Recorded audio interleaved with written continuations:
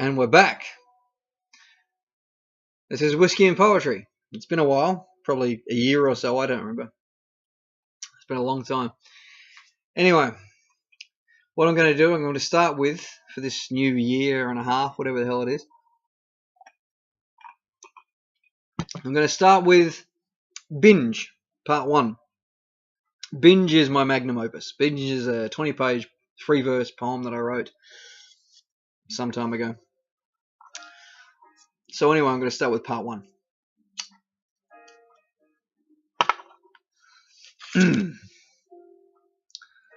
Binge, Part 1.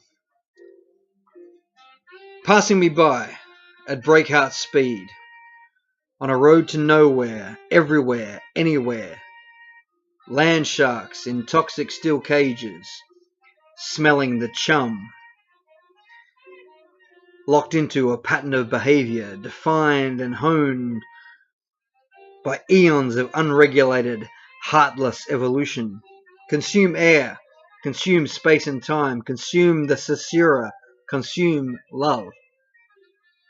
Replace them all with more, the evil twin of nothing. The new growth, length and width, sans depth, a dimension shy of a full life.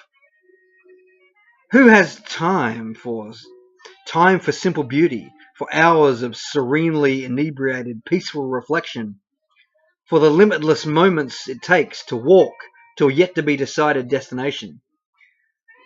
Somehow, I usually end up on Nostalgia Court. Take the first left on Memory Lane.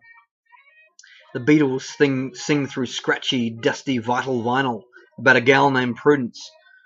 My old typewriter is on my knees, tapping out an opus of unwavering, idealistic passion, perfectly balanced with gentle, poetic apathy, a dichotomy that can only thrive within the sweet ignorance of youth.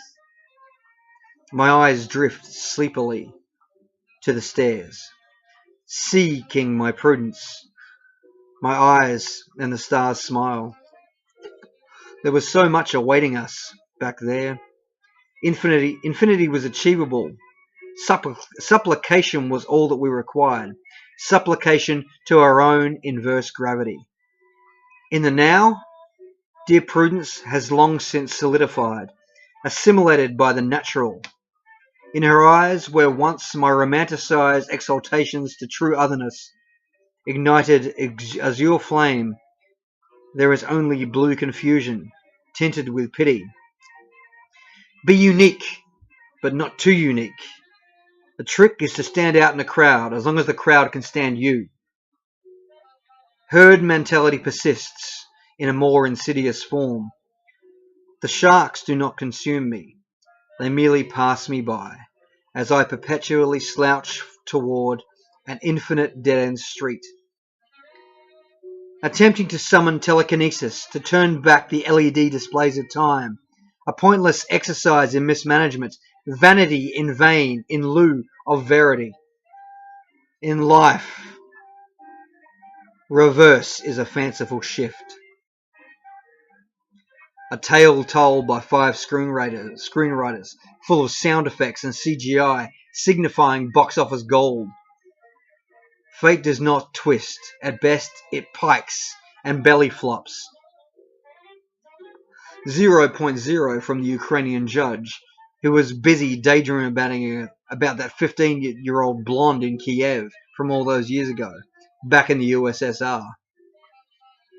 The ramped-up memory of a smile, a scent, blue-grey eyes, the promise, is the only form of time travel we have to cling to.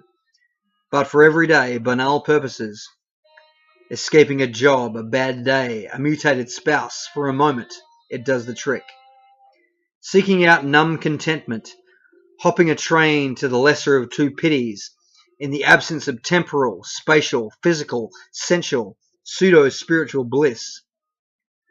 My 20-something self basked in the cliche of haunting that dingy St. Kilda hotel. A clock radio, a bar heater, a typewriter, perched above and amid the drunks, the hookers, the honest decay, lamenting loss of youth and love of same. Holy escapist immersion. Freedom in an 8x12 box of loneliness. Cigarettes, bourbon, beer, pepperoni sandwiches, the unexpected temptation of a demure young woman, too lovely to be selling it on a corner or marketing it at all. At times like these, I can see her so clearly. Reserved, elegant, conservative, but somehow glamorous. Somewhere between Catherine and Audrey. It couldn't have been more than 30 seconds, the entire encounter. She asked for a light. I light her cigarette. She propositions me. My heart sinks. I decline. Her smile is tinged with disappointment. I depart, cursing my poverty. I used to dream about her. I would pay for her time. We would simply talk until she fell asleep in my arms. Then I'd wake up and laugh at myself. Still, I searched for her every night, longing to light her smoke and learn her name, learn her, not to be. A decade later, whenever I think of St. Kilda, her face, an apparition, materializes with absolute clarity. I hope she's okay. That part of St. Kilda is cleaner now. The hotel is gone, along with the flavour that made it mine. The young man crawled home, still a cliche, but the room is bigger, and the view is less interesting. Clutter. Apparently reasonable pessimism. Totally unfounded arrogance. Personal history. A play about Casablanca vampires. A piece of prose skull-fucking a fairy tale. Lyrical poetry about the first girl, the one after that, etc. Ad nauseum. A horny wolf disguised in the wool of a romantic and tortured soul. Heartfelt honesty becoming transparent, revealing skillfully veiled insecurity.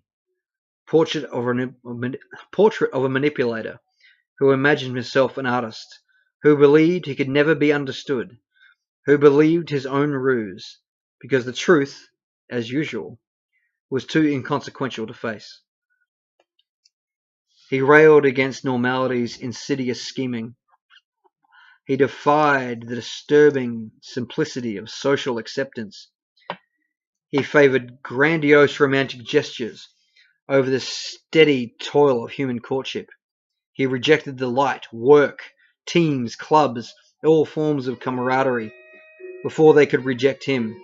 He created a character from which he could not escape.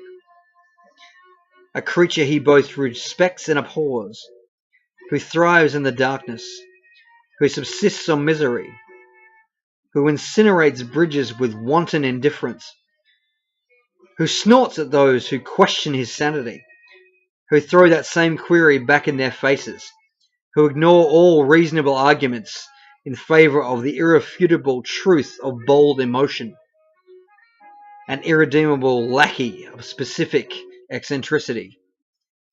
He taps into his truth by dumping it into a ghost, exercising it, freedom from a lifelong haunting. The time has come to live authentically.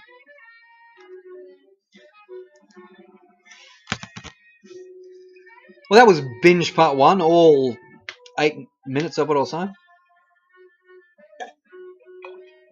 Well, John Coltrane plays away in the distance. Anyway, we're back with Whiskey and Poetry. Hopefully we'll be back with maybe Binge Part 2. Who knows? I might think of something to do next week, but it'll probably be Binge Part 2. So, good evening. And as I always say, read more poetry.